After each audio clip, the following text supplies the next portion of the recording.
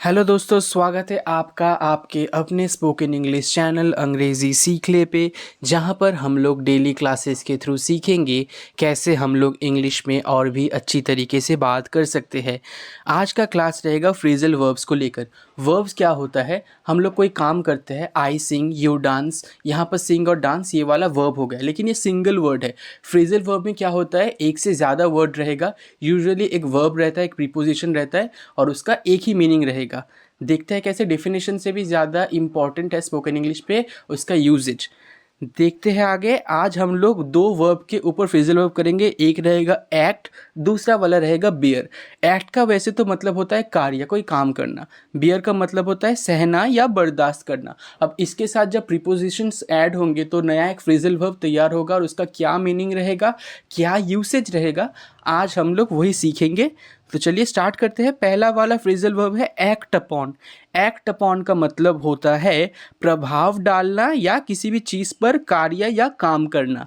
For example, he did not act upon my order. उन्होंने या उसने मेरे आदेश पर काम नहीं किया। He did not act upon my order. उसने मेरे आदेश पर काम नहीं किया। दूसरा एग्जाम्पल है ओवर ईटिंग, मतलब ज़्यादा खाना, एक्ट्स अपॉन आवर हेल्थ। हम लोगों के सेहत पर असर डालता है। ओवर ईटिंग, ज़्यादा खाना, एक्ट्स अपॉन आवर हेल्थ, हम लोगों के सेहत के ऊपर असर डालता है या फिर बुरा असर डालता है। नेक्स्ट फ्रेजल वर्ब रहेगा एक्ट ऑन। एक्ट ऑन का मतलब होगा किसी भी चीज़ का पालन करना। He acted on my advice. He acted on my advice, इसका मतलब होगा उन्होंने या उसने मेरे सलाह पर काम किया। उसने मेरे सलाह पर काम किया। दूसरा वाला एग्जाम्पल रहेगा Y didn't you act on her suggestion. Y didn't you act on her suggestion, इसका मतलब रहेगा आपने या तुमने उसके सुझाव पर काम क्यों नहीं किया। तुमने उसके सुझाव पर काम क्यों नहीं किया। नेक्स्ट वाला फ्रेजल वर्ब रहेगा हम लोगों का एक्ट अंडर।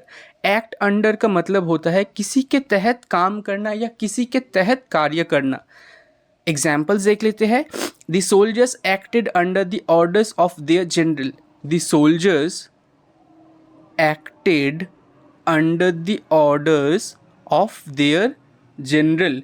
सैनिकों ने अपने जनरल के आदेश के तहत या आदेश के तौर पे काम किया। सैनिकों ने अपने जनरल के आदेश के तौर पर या आदेश के तहत काम किया। दूसरा एग्जाम्पल रहेगा I refuse to act under compulsion. I refuse to act under compulsion, इसका क्या मतलब रहेगा, मैं मजबूरी में काम करने से इनकार करता हूँ। मैं मजबूरी में काम करने से इनकार करता हूँ। I refuse to act under compulsion. Next phrasal verb हम लोगों का रहेगा बियर आउट। बियर आउट का मतलब होता है समर्थन करना या किसी भी चीज़ को साबित करना। एग्जाम्पल देख लेते हैं। Your statements bore out the facts. यहाँ पर बियर का पास्ट फॉर्म हो गया bore. Your statements bore out the facts, इसका मतलब रहता है आपके बयान तथ्य को साबित करता है या तुम्हारे बयान तथ्य को साबित करता है। Your statements bore out the facts. दूसरा एग्जाम्पल रहेगा I hope you will bear out what I tell him. I hope you will bear out what I tell him, इसका मतलब रहेगा मुझे आशा है कि मैं उससे जो भी कहूँगा तुम उसका समर्थन करोगे। मुझे आशा है कि मैं उससे जो भी कहूँगा तुम उसका समर्थन करोगे। I hope you will bear out what I tell him. Next phrasal verb हम लोगों का रहेगा बेयर डाउन। बेयर डाउन का मतलब होता है पराजित करना, मतलब हराना, डिफीट करना या किसी भी चीज़ के ऊपर काबू पाना। एग्जाम्पल देख लेते हैं।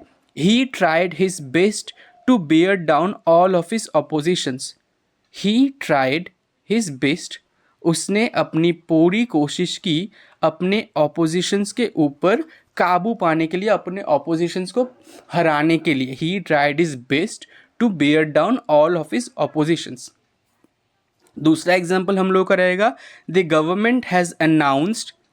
The government has announced it will bear down on inflation.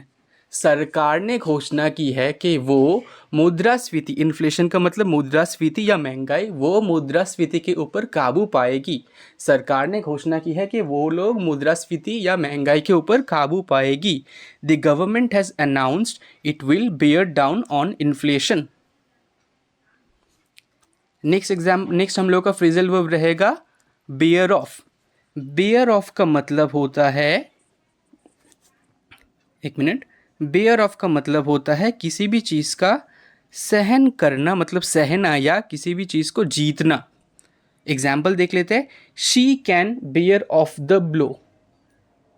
एक minute, she can bear off the blow, इसका क्या मतलब होता है? वो उस आघात का सहन कर पाएगी या वो उस आघात को सह सकती है। She can bear off the blow. He bore off all the prizes, उसने सारे पुरस्कार जीत लिए, या और भी अच्छी तरीके से कहा जाए तो उसने सारे पुरस्कार अपने नाम कर लिए। He bore off all the prizes, उसने सारे पुरस्कार या सारे प्राइजेस जीत लिए। नेक्स्ट फ्रेजल वर्ब हम लोगों का रहेगा बेयर विथ। बेयर विथ का मतलब होता है साथ देना या सहन करना, मतलब सहना। बेयर विथ का मतलब होगा साथ देना या सहन करना। एग्जाम्पल देख लेते हैं। Is it hard to bear with criticism, क्या क्रिटिसिज्म सहना कठिन है? Is it hard to bear with criticism, क्या क्रिटिसिज्म या आलोचना सहना कठिन है? दूसरा एग्जाम्पल देख लेते हैं। इट्स बोरिंग, ये बोरिंग है, but please bear with me, लेकिन प्लीज़ मेरा साथ दो, कृपया मेरा साथ दो। मतलब ये क्लासेस जो होते हैं ये कभी कभी बोरिंग हो जाता है, तो यहाँ पर मेरा रिक्वेस्ट है कि I know it's boring but please bear with me. It's boring, ये बोरिंग है, प्लीज़ बेयर विथ मी, लेकिन कृपया मेरा साथ दो। नेक्स्ट वाला रहेगा बेयर अप, ये आज का लास्ट है। बेयर अप का मतलब होता है हिम्मत ना हारना, कभी हारना नहीं चाहिए। एग्जाम्पल देख लेते हैं। He is bearing up well under the strain of losing his job. फिर से बोलता हूँ, he is bearing up well under the strain of losing his job. इसका क्या मतलब होता है? इसका मतलब होता है वो अपनी नौकरी खोने के तनाव के बावजूद हिम्मत नहीं हारे। वो अपनी नौकरी खोने के तनाव पे भी हिम्मत नहीं हारे, ये रहा इसका meaning. He is bearing up well under the strain of losing his job. Next example है tell him to bear up. Tell him to bear up, उसे कहो कि हिम्मत ना हारे। Tell him to bear up, उसे कहो कि हिम्मत ना हारे। थैंक यू सो मच मेरे वीडियो को इतने पेशेंटली देखने के लिए। उम्मीद करता हूँ आज के जो फ्रेजल वर्ब्स मैंने आपको सिखाए ये आपके काम पे आएंगे, आपके डेली कन्वर्सेशंस पे आप डिपेंडिंग अपॉन द कॉन्टेक्स्ट इसे यूज़ करेंगे। कोई भी क्वेश्चन रहा, कोई भी सलाह रहा, कमेंट बॉक्स के जाके ज़रूर कमेंट कीजिएगा, मैं कोशिश करूँगा आंसर देने के लिए। इंग्लिश सीखने के लिए आपको जो भी आपके प्रेफरेबल मीडियम हो, आप किताब से सीख सकते हैं, कोई कोचिंग सेंटर या कोई भी यूट्यूब चैनल से सीख सकते हैं। सीखिए, सीखना बहुत इंपॉर्टेंट है। कंसिस्टेंट रहिए, बने रहिए, आप ज़रूर सीख पाएंगे। मुझे उम्मीद है आप एक दिन बहुत अच्छे इंग्लिश के स्पीकर बनेंगे। इसी के साथ आज का वीडियो ख़त्म करता हूँ, मिलते हैं अगले वीडियो पे। Till then bye.